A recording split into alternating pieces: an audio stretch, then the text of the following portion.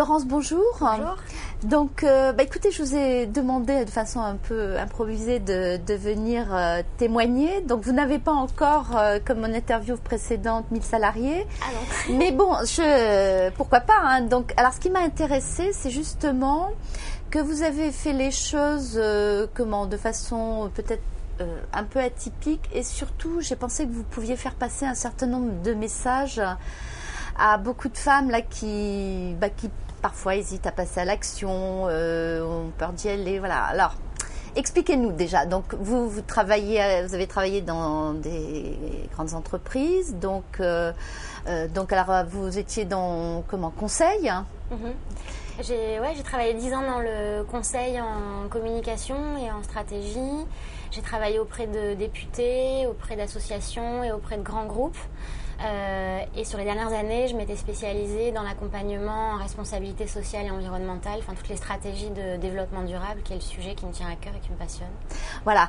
Et puis un beau jour, vous êtes dit quelque part, comme on dit, les conseillers sont pas les payeurs. Finalement, parfois on conseille et puis on voit ça se passe pas comme on veut.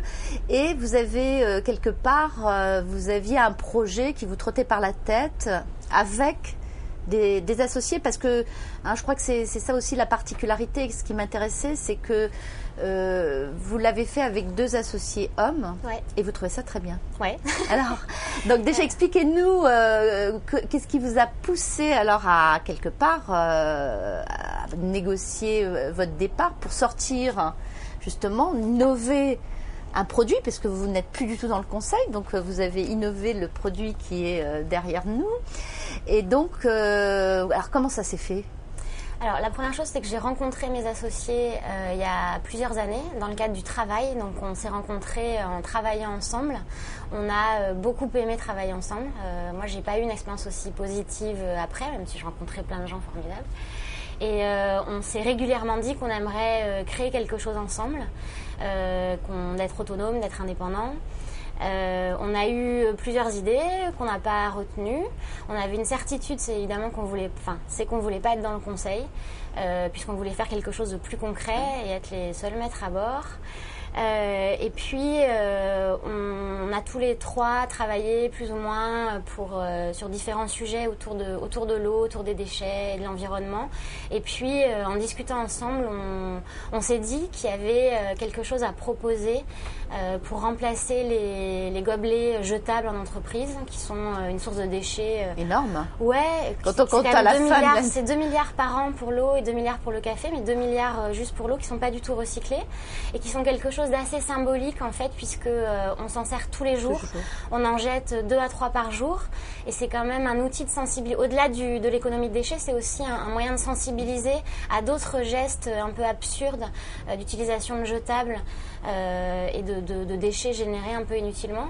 Et puis on a élargi la réflexion en se disant, mais au-delà des gobelets dans les entreprises, il y a aussi ces bouteilles jetables qu'on jette systématiquement tous les jours. Voilà. Alors là, comment vous avez fait ? Vous avez fait des longues études de marché, des business plans à n'en plus finir. Donc vous avez continué à travailler tout en démarrant votre entreprise, ou vous vous êtes dit on y va, on se donne les moyens. Donc comment vous avez fait ? On a passé quelques mois à réfléchir d'abord tous les 3, en travaillant un peu chacun de son côté, plutôt sur des executive summary, donc plutôt pour imaginer les différents marchés qu'il pourrait y avoir, les différentes parties complémentaires du projet, donc pour essayer d'avoir quelque chose de global et de cohérent. On est allé interroger autour des gens qu'on connaissait autour de nous. Voilà, c'est pas une étude de marché extrêmement approfondie. Je pense que ce qui est très important aussi, c'est d'avoir la bonne intuition, et je pense que cette intuition, elle vient aussi du parcours qu'on a pu avoir avant, et finalement de choses qu'on a mûries et qui semblent des évidences parce que on les a mûries, qu'on les a approchées. Voilà. Et puis quelque part, si ça dure trop longtemps, il y en a d'autres qui vont lancer. Hein. Donc là, je pense que c'est le premier entrée qui réussit. Donc moi j'ai été assez marquée. On a regardé beaucoup d'interviews d'entrepreneurs, lu beaucoup de choses sur des gens qui avaient innové.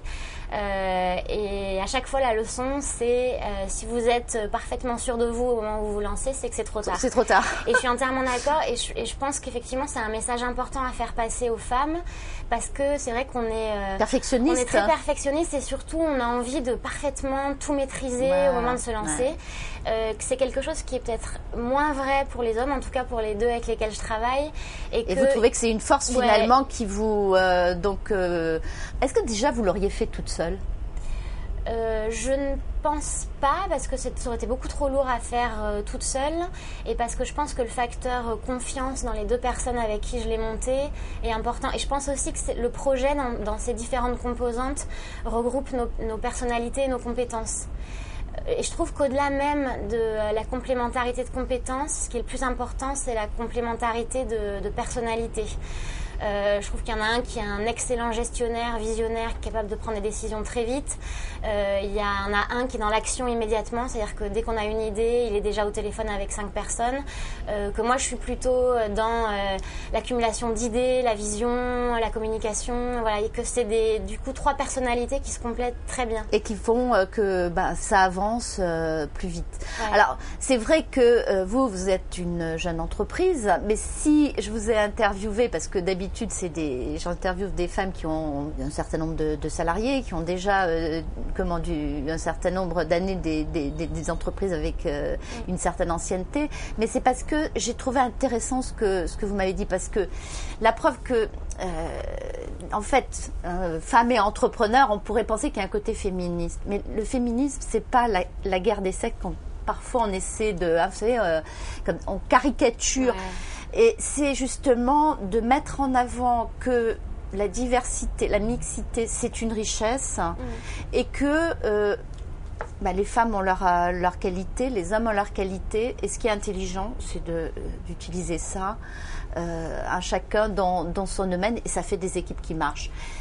Et ce que j'aimerais dire aussi, c'est que par rapport à toutes ces interviews que j'ai faites, finalement, je m'aperçois que souvent, même si j'ai interrogé des femmes dirigeantes, le fait qu'elles travaillent avec leur mari, un frère, ça assure la réussite de l'entreprise. Donc voilà, ça c'est un message que je voulais faire passer. Vous l'avez très bien dit. Je pense qu'il n'y a pas un caractère masculin unique. Enfin, moi, mes 2 associés sont très très différents. Je pense qu'il y aurait une autre femme dans l'entreprise, elle serait aussi très différente de moi, mais c'est la complémentarité des personnalités. Oui, je pense quand même qu'il y a un côté un peu plus tête brûlée peut-être des hommes qui aident dans l'entrepreneuriat. Oui. Alors, dites-moi comment on fait pour lever les fonds, parce que là vous avez des investissements quand même pour fabriquer. Donc, comment vous y êtes pris ? Est-ce que vous y allez à 3 ? Vous y allez toute seule ? Comment ? Parce que souvent on me dit mais le business plan, on se fait jeter sur le business plan. C'est un vrai problème, le business plan. Est-ce que vous qui êtes dedans là, hein, alors est-ce que c'est vrai ça ? C'est très bien de se faire jeter sur son business plan en fait, et ça rejoint ce qu'on disait, parce que au départ le business plan il n'est pas forcément bon, et c'est très intéressant d'aller tout de suite le confronter à des investisseurs professionnels ou à des réseaux professionnels, de pas avoir honte de ce qu'on a commencé à produire. Et puis voilà, on se fait jeter, on se fait critiquer, c'est ce qui fait modifier le business plan, c'est ce qui fait réorienter vers d'autres structures. Nous, la grande leçon que je tirerais, c'est que tout se construit à petits pas, c'est-à-dire que d'abord on a l'aval d'une première structure qui ne donne pas de fonds mais qui apporte un premier accompagnement, et c'est déjà un premier label. Avec ça, vous allez démarcher une deuxième structure, dans notre cas ça a été l'ADEME, qui était une structure extrêmement importante en termes de légitimité sur l'environnement. On s'est accroché, on a plusieurs mois pour avoir le bon interlocuteur, on a fini par avoir l'accompagnement de l'ADEME.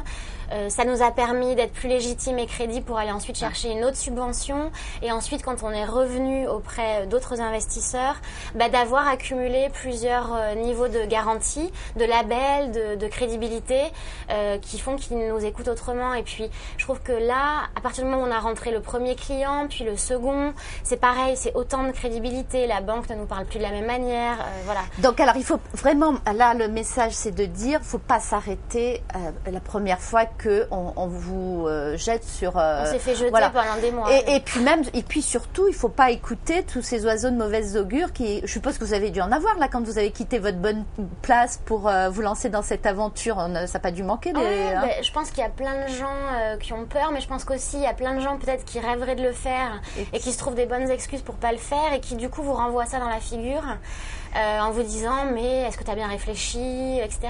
Et voilà, moi ce que je leur disais c'est ce sera quoi qu'il arrive une expérience extrêmement enrichissante. Je me suis dit que c'était le bon moment pour le faire. J'en avais envie, j'avais l'énergie, j'avais les bons associés. On a fait une rupture conventionnelle de contrat, donc on avait aussi une forme de souplesse pour les 2 premières années. Et puis voilà. Puis c'est ce que vous aviez envie de faire après tout et que vous n'aviez plus envie de rester peut-être salarié dans une entreprise aussi. Ouais, j'avais envie d'être autonome, j'avais envie de mener un projet comme je l'entendais.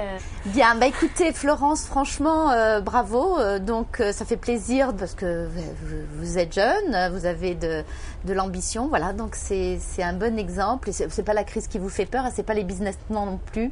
Voilà. Donc écoutez, en tout cas, alors on les trouve où vous? Alors dites-moi le nom, comment ça s'appelle? Alors ça s'appelle un gobi. Un gobi. Alors on trouve où vos gobis? Vous pouvez les commander sur gobilab.com et puis sur gobilab.com vous avez aussi nos contacts si vous êtes une entreprise pour pouvoir équiper soit l'ensemble de vos salariés, soit le distribuer lors d'événements. Et alors en plus on peut personnaliser, on peut mettre une photo, donc c'est vraiment... Voilà, c'est éco-conçu, c'est sans BPA, c'est fabriqué en France et c'est entièrement personnalisable. Écoutez, bravo et puis merci d'être venu témoigner. Bonne continuation beaucoup, merci Florence.